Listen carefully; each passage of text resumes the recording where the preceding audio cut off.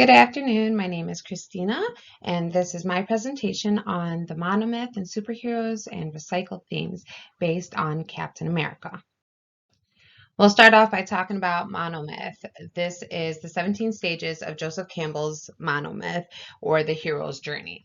It typically will always start off with the call to adventure. This is where the hero obtains some sort of information and is headed off to resolve or solve a problem, whatever it may be. Sometimes there is the refusal of the call. This is where they battle with the calling and whether or not they can proceed with this.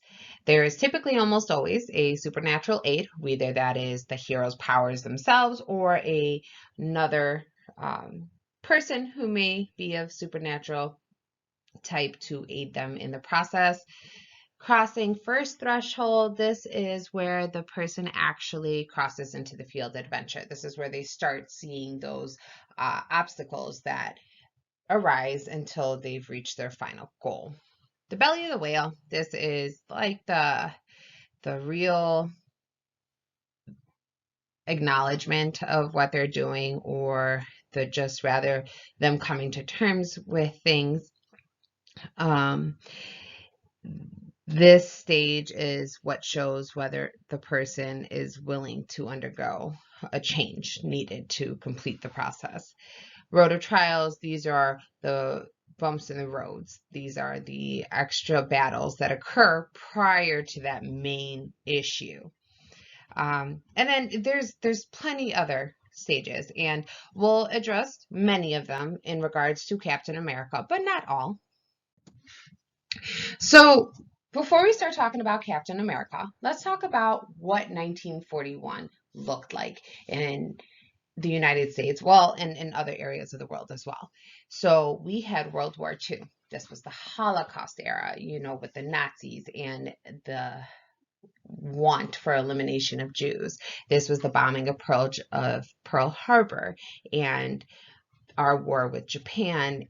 And it was just such a sad time that the world needed something, that we needed great strength to keep moving forward. And I'd like to think that that's where Steve Rogers comes in.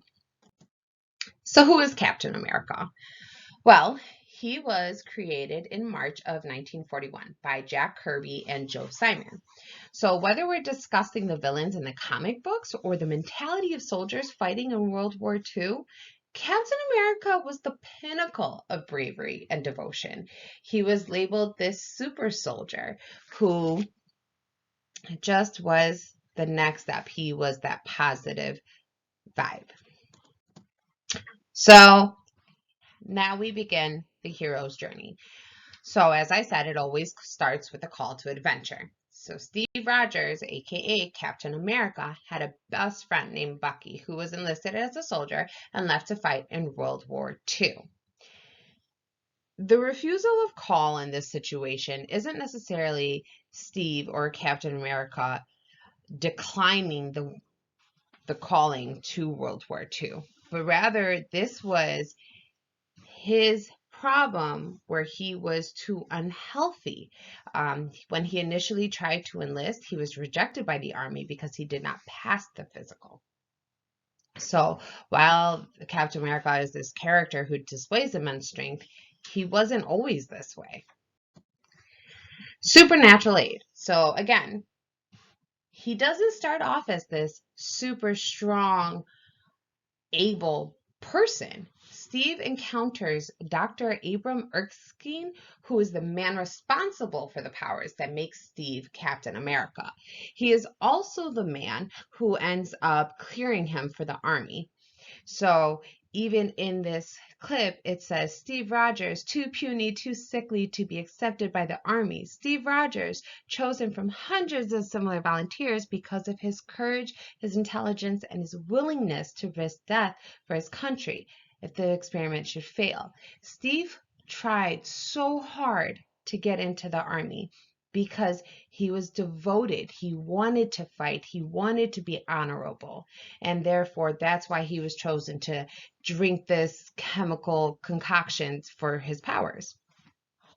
So crossing the first threshold, Powers weren't always considered trustworthy. He had to really prove that his powers and performance were beneficial to the Army. He endured multiple tests, just like when he was rescuing Bucky and his team, or when he led the Howling Commandos in battle, and even fighting with the Red Skull. These were all obstacles that he had to overcome to kind of gain the trust of the Army, in a sense.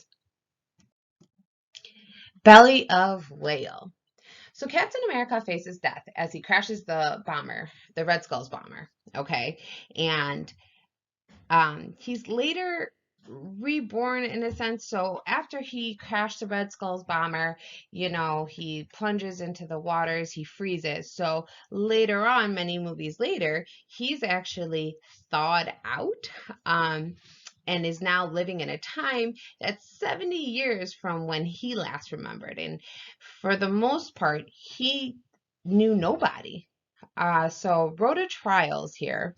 Captain America does continue to fight the villains of the world, but he's also dealing with this internal battle of a new timeline and, trying to let go of this past life that he no longer has access to. So during that time, he, however, gains a new team and does start to develop this new sense of self. He's Captain America, a member of the Avengers. He gets a chance to do it all over again. So then we have Atonement. This is when the director of S.H.I.E.L.D. has to fake his own death due to issues that were going on. And that leaves Captain America to take charge.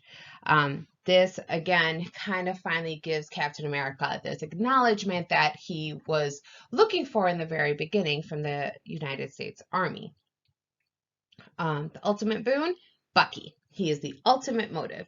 So once Steve knew of Bucky's being framed for a murder, Steve just had to save him.